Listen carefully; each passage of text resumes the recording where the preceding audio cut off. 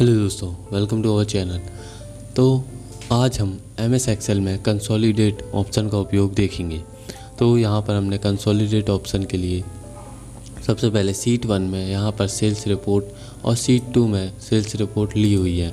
तो अब यहाँ पर हम देख सकते हैं कि जैसा कि हमने शीट 1 में अप्रैल से लेके सितंबर तक की सेल्स रिपोर्ट ली है और शीट 2 में हमने अक्टूबर से लेके मार्च तक की सेल्स रिपोर्ट ली है।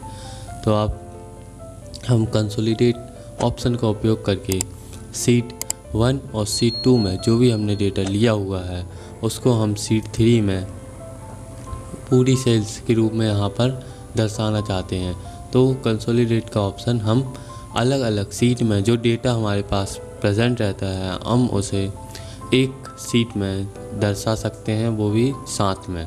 तो कंसोलिडेट ऑप्शन का उपयोग करने के लिए सबसे पहले आपको इस सेल में क्लिक करना है। इसके बाद यहाँ पर आपको डेटा में जाना है।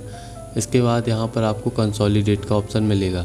आपको शॉर्टकट की से अगर कंसोलिडेट को ओपन करना है तो आपको अपने कीबोर्ड की कंट्रोल ऑल्ट और एन की को प्रेस करना है। तो आपके सामने कंसोलिडेट का ऑप्शन ओपन हो जाएगा। इसके बाद आपको यहाँ से फंक्शन चूज़ कर लेना है, जो भी आपको काउंट, एवरेज, मैक्सिमम, मिनिमम करना है। यहाँ से जैसे मुझे सम करना है तो मैं यहाँ पर सम पर क्लिक करूँगा। अब यहाँ पर रेफरेंस मांगा है तो रेफरेंस के लिए आपको शीट 1 में जाना है। शीट 1 में जाके इनको सेलेक्ट कर लेना है आपको। देन इसके बाद आपको ओके पे प्रेस करना है।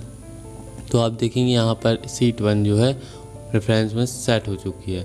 यहाँ से आप इसको हटा भी सकते हैं यदि आपको इसकी ज़रूरत नहीं है। इसी प्रकार अब हम शीट 2 में आएंगे और यहाँ से हम इस दोनों रो को सिलेक्ट करेंगे। तो यहाँ से अब इसे भी हम ऐड कर देंगे। तो आप देख सकते हैं दोनों ही सीट ऐड हो चुकी हैं। तो अब इसके बाद आपको यहाँ पर टॉप रो का ऑप्शन दिखेगा, इस पर क्लिक करना है। अब इसके बाद आपको create links to source data पर भी क्लिक करना है। इसमें क्लिक करने से क्या होगा कि आप यदि कभी भी शीट 1 और शीट 2 के डेटा में चेंज करते हैं तो वह चेंज आपको शीट 3 में भी दिखाई देगा और आसानी से उसमें आप साथ साथ कर सकते हैं चेंज। तो इस पर आपको क्लिक कर देना है। इसके बाद आपको ओके पर प्रेस करना है। तो आप यहाँ देखेंगे कि यहाँ पर टोटल सेल आ चुकी है।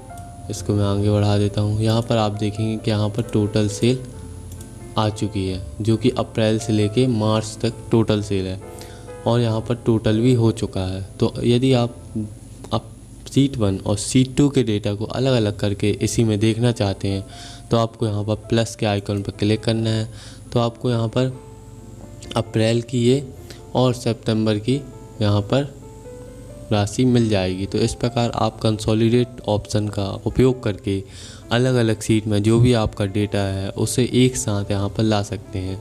यदि आपको दोनों सेल्स का यदि आपको यहाँ